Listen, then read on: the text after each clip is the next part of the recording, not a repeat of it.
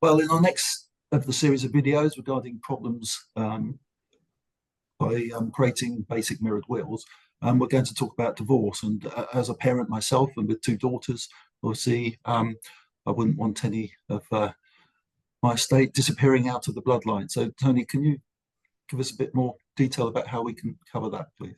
Of course, Adam. So this is a very common problem now. Divorces are much more common than they ever used to be. And with the value of estates increasing, more and more money is passing down the bloodline to children. So as we talked about, a basic mirror will would eventually leave the entire estate to your two children. So unfortunately, both yourself and Jackie pass away, and you leave all your money to your two lovely daughters. And at this stage, your daughters are now married, and they've become relatively wealthy young ladies. And that relationship may well break down. And it can be, when money is involved, can be very acrimonious.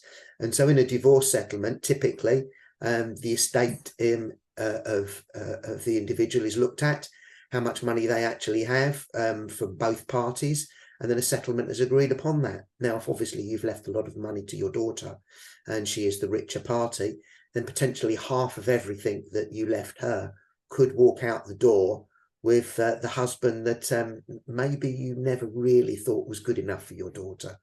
And so, that can be a big risk. And obviously you want the money that you and your wife, Jackie, worked so hard for to stay with your daughter.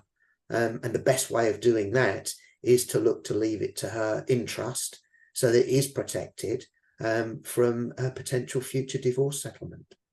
Thank you, Tony. It's short and sharp, and it's such a simple concept that so many people are totally unaware of it. So we'll stop that. And next of our final video on this series of the potential problems of a mirrored will follow shortly.